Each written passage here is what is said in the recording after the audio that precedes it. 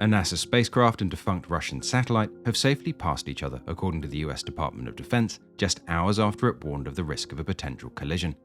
The two non-maneuverable satellites passed within just 20 meters of each other, according to space data company Leolabs, who called the incident too close for comfort. Issuing a warning just hours earlier, NASA stated they were monitoring a potential collision between its timed spacecraft and an old Russian satellite, Cosmos 2221.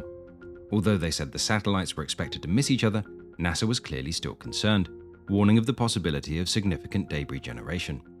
This warning itself suggested NASA believed it would be close, and the subsequent release of information suggesting the pass was under 20 meters appears to confirm this. The near miss involved NASA's timed spacecraft, launched in 2001 to study the less understood elements of the Earth's atmosphere and the way they're impacted by the sun and human activity, while its counterpart in this close call was a 2,000-kilogram Russian electronic and signals intelligence satellite launched in 1992 that is now unused. The greatest concern over this incident came from the possibility of an increase in space debris, a risk to other satellites and human space travel. Leolabs' estimate, calculated from factors like the mass and velocity of the spacecraft, was up to 7,000 additional potentially dangerous fragments joining the 12,000 already in orbit, meaning a massive 50% increase.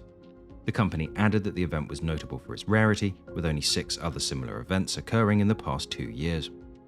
NASA's follow-up statement confirmed its spacecraft and the Russian satellite had passed each other safely in orbit around 1:34 a.m. on Wednesday, February the 28th, and that the greatest risk of collision was now over.